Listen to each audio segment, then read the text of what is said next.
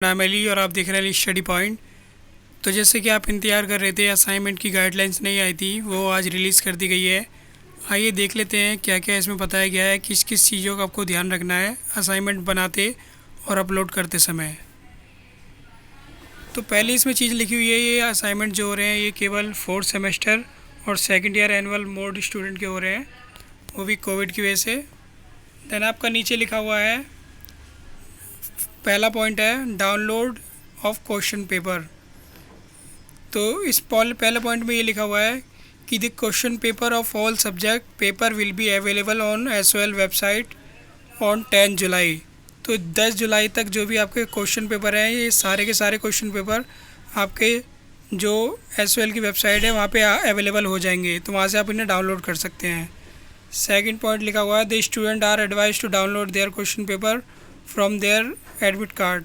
तो जो भी आपके एडमिट कार्ड में जो भी सब्जेक्ट आपने ले रखे हैं 4th सेमेस्टर में, उस हिसाब से आप उन्हें डाउनलोड कर लेना। नेक्स्ट आपका लिखा हुआ है आंसरिंग द क्वेश्चन पेपर। तो इसमें पहला पॉइंट है student have to write answer for any 2 of 4 question for assignment based evaluation of each subject paper, each question carry equal mark. तो कहने का मतलब ये है कि आपको 4 क्वेश्चन पूछे जाएंगे एक क्वेश्चन पेपर में, जिसमें से आपको 2 करने हैं, और जो भी आंसर के जो मार्क्स होंगे वो इक्वल होंगे। सपोज़ कि अगर 2 करने होंगे तो 50-50 नंबर का आपका असाइनमेंट होगा। नेक्स्ट लिखा हुआ है student will write the answer on A4 size paper rule और plain in her own handwriting. मतलब ये आपको A4 साइज़ की आंसर शीट पे लिखना है, प्लेन भी ले सकते हो या आप लाइनिंग वाली भी ले सकते हो, और आपको खुद लिखना पड़ेगा ये। नेक्स्ट है the answers will written by the student using blue और ब्लैक पेन ओनली। तो आप या ब्लू या ब्लैक पेन का यूज़ कर सकते हो, इसके अलावा आप यूज़ नहीं कर सकते कोई और पेन। नेक्स्ट लिखा हुआ है student will write their SOL roll number, examination roll number and paper name and code on top of front page of the answer sheet. तो आपको हर क्वेश्चन की फ्रंट सीट पे ये आपको डिटेल लिखनी है जो यहाँ पे बताई हुई है।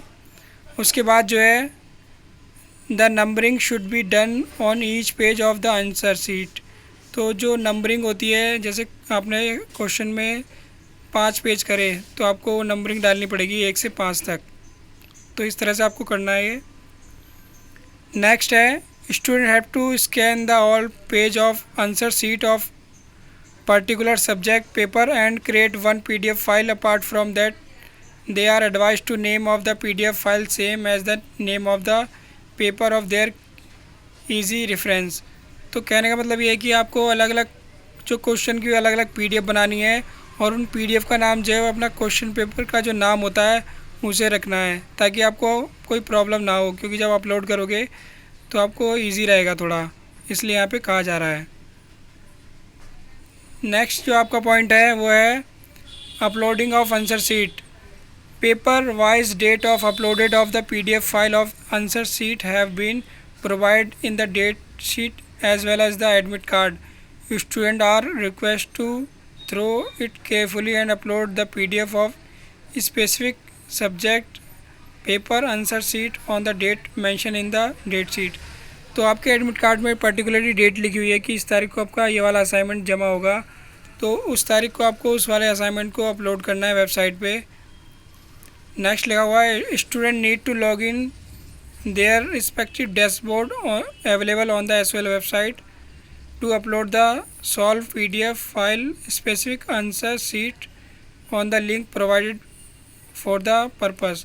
तो आपके जो स्टूडेंट डैशबोर्ड में जो एक लिंक दिया जाएगा, जिस दिन पे आपका असाइनमेंट अपलोड करना होगा, आपको स्टूडेंट डैशबोर्ड खोलना होगा और उस लिंक पे जाके अपना जो आंसर है उसे अपलोड करना होगा। नेक्स्ट है student will be able to view their uploaded PDF file of the answer sheet. आप एक बार अपलोड करने के बाद उसे देख भी सकते हो कि आपने सही अपलोड किया है या नहीं। In case by mistake student upload a wrong answer sheet, he she can withdrawal the same after clicking re-uploaded button with reason and re-upload the correct PDF file of answer sheet within 30 minutes। अगर in case आपने गलत भी upload कर दिया और आपने देखा कि हाँ आपने गलत अपलोड कर दिया है, तो वहाँ पे री अपलोड का ऑप्शन आएगा, आप उसे री अपलोड कर सकते हो 30 मिनट के अंदर। तो ये थी कुछ गाइडलाइंस। उसके बाद यहाँ पे हिंदी में भी लिखी हुई है ये सेम गाइडलाइंस। अगर आपको इंग्लिश में समझ में नहीं आती है तो आप हिंदी में भी इन्हें पढ़ सकते हो और इसे जो गाइडलाइंस है इसे वेबसाइट से डाउनलोड कर सकते हो। अगर इसके बावजूद भी आपके मन में कोई डाउट्स है तो आप कमेंट करके पूछ सकते हो, मैं वीडियो बना दूंगा उस टॉपिक पे। तो आई होप आपको ये वीडियो पसंद आई होगी। Thank you for watching this video.